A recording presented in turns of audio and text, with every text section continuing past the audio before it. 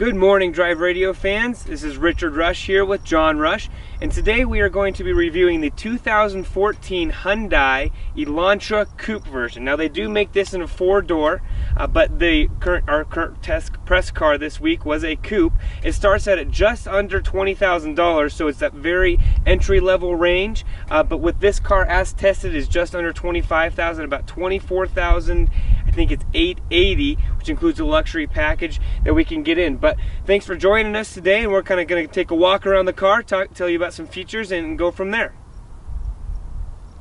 So, Drive Radio, as you can see, this is the Coupe version like we talked about, which I will say though that it has plenty of room in the back seat. It had several full-size adults in the back seat. They fit comfortably. There was plenty of legroom for them. It has nice styling with this line right down the side of the car. Great look to it, great feature. The front of it has lines again for the hood, and I say lines, we kind of talk about those, but really the lines of a car are what make a car look how it does and it look appealing to the eye. So it kind of has two lines down the hood, averaging in this car with a 173 horsepower four-cylinder, averaging about 29 to 30 miles to the gallon. Now, this car is rated for 28, and as you can attest, I have a rather lead foot. So me getting 29 to 30 in a car, it must mean that it's a pretty good horsepower of a car. I guess, what have you been able to average, Dad? Yeah, I was a little better than that, a couple miles to the gallon better than that. You know, and Richard likes this car a lot more than I do, probably because of his age. You know, this is a great entry-level car.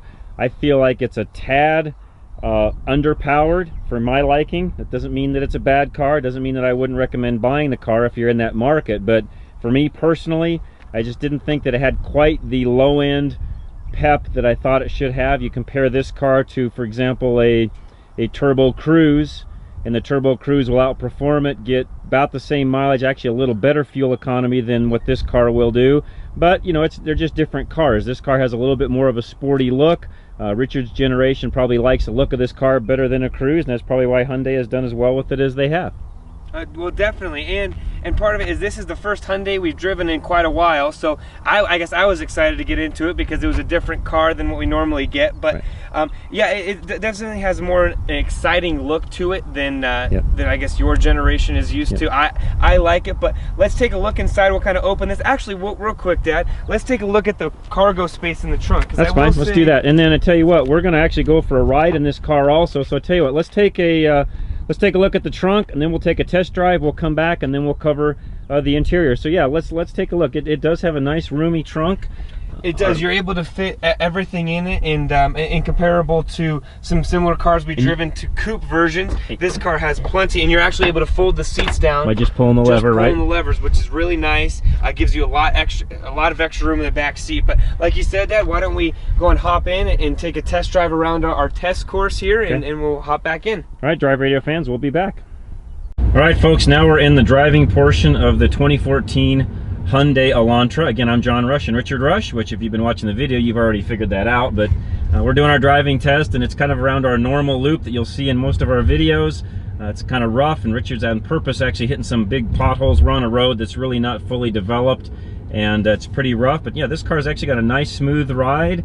And like I said earlier in the video, the only complaint I have is, you know, I wish power was a little better in this car, but you know, it's not bad. You know, again, we're not gonna do 0-60 to times and all that kind of stuff in this particular vehicle. That's not what this vehicle is designed for. This really is a great entry-level car. Give years of you know, worthiness on the road, and you know, take care of this vehicle, and it will last somebody a very long time. And it'd be a great first vehicle, especially for young drivers. You know, somebody that's going off to college, which is this time of the year now.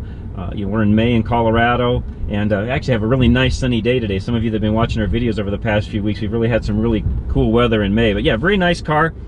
We've enjoyed this car for the week we've had it. Richard, any other comments you want to make as far as how it drives? It's nice and sporty, has a good feel to it. It is. It really is a great car. It's a nice car to drive. You feel comfortable. You don't feel, you know, you're not too low to the ground to where you feel like you're sinking in and you're sitting below those other cars. You're so visible. Has great viewing angles all across the car.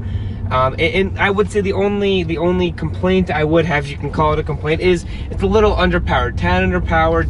not quite what you would hope for in a car like this, but at the same time we're saying underpowered, and you're still able to get, you know, up to speed. You're not lacking on the highway for passing anyone, but has a great feel to it. Steering's nice and tight.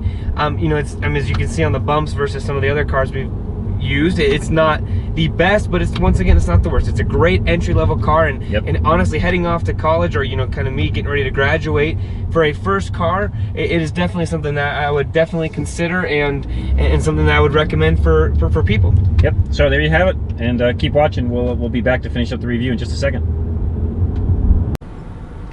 All right, Righty Drive Radio fans, we are now back from our test drive. Hope you guys enjoyed that, and hope you kind of got a feel for how the car drives and what it's like on the inside. But now to take a little bit more of a closer look at the inside features.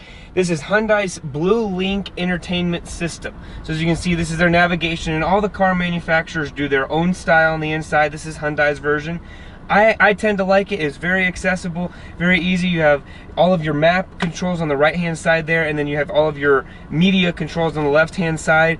It doesn't have dual climate control, but again, this is a $24,000 car, and like we were just talking kind of before we started this, that this car is perfect for someone who is, if you're looking to buy a first-level car, or maybe for your kids, if you're comparing a new car versus a used car. For most used cars out there that are worthwhile owning, this car is definitely comparable in price. So something to consider. You might be paying a little bit extra, but you're also getting a brand new car. So it does come standard with an eco mode. Here's all your controls on the dash. You can cycle through your trips. I don't know if you can get the in-dash system there. Yeah, there, yep, you can get it a little bit, but you can cycle through, get all your miles per gallon, your trip settings, all of that. So everything's easily accessible.